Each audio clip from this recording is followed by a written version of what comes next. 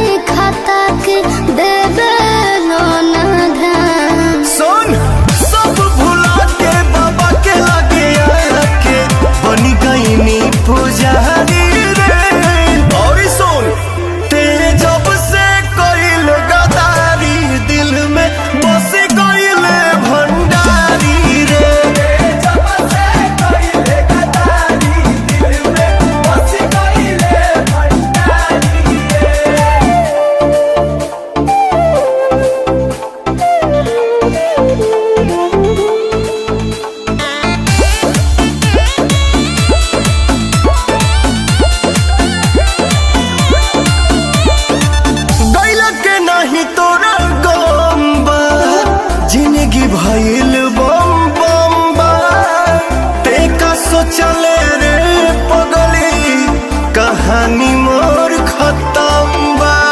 ए सुना खा के भोला के कसम कहिले खाली तोहरे से प्यार हम करिले। हम नली पटते सोझा से हट बनू जानी संस्कार रे भगबू की ना ते जब से कोइले गदारी दिल में बस कोइले भंडारी रे जब से कोइले गदारी दिल में बस कोइले भंडारी रे। शंभू शंभू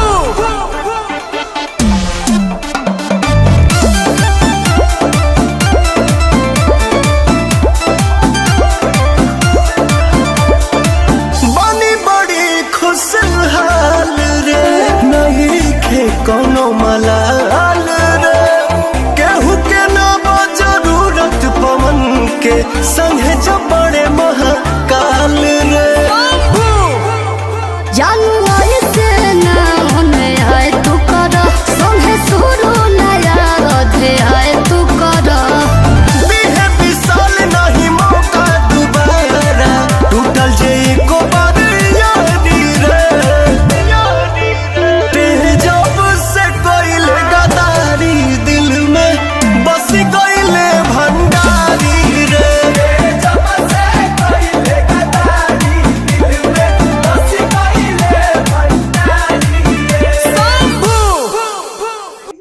सॉन्ग था लड़की ने धोखा दिया तो उसके बाद में लोग जहर वहर खाते हैं, बहुत से गलत काम करते हैं, मगर पवन भैया ने बहुत अच्छा काम किया।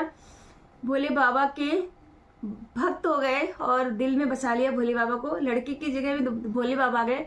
बहुत प्यारी बात है, बहुत ज़्यादा अच्छा है। ये सभी के लिए है भाई, ये पब्लिक में जो ये पागलपंती करते हैं, मैं जान दे दूंगा, ये कर दूंगा। अरे सीखो पवन भैया से, थोड़ा सा सीखो यार। ये गाने के थ्रू कितनी अच्छी बात सिखाई है, सोने पे सुहागा वाला काम किया है पवन भैया ने। तो तुम सारे जितने नटल्ले हो ना, लड़की गई छूट गई, खत्म कहानी, हम मर गए। अरे भैया सीखो, कितना प्यारा गाना भैया ने रिलीज किया है, इसीलिए तुम्हारे जैसे लोगों के लिए करा है, मुझे तो समझ में आ गया। तो सो प्लीज़ ध्यान रखो, गाने में बहुत अच्छी चीज़ समझाई गई है, एक छोटे से गाने के थ्रू बहुत बड़ी बात पवन भैया ने सिखाई है। तो आई थिंक आप लोगों को बहुत ज़्यादा अच्छा लगा, मुझे तो दिल में छू गया, टच हो गया, टचिंग। बहुत पावर ऑफ मतलब होता है, जैसे उनका पावर है ना, तो एक सॉन्ग से पावर मिला है आगे बढ़ने के लिए। और मैं आप लोगों से सभी को सजेस्ट करने वाली हूँ कि सो प्लीज़ ऐसे ही थोड़ा सा हाँ पॉजिटिव सोचे। बहुत ज़्यादा अच्छा लगा, और भोले बाबा के भक्त बनो, सब कुछ पॉजिटिव हो जाएगा ऑलरेडी। जय महाकाल।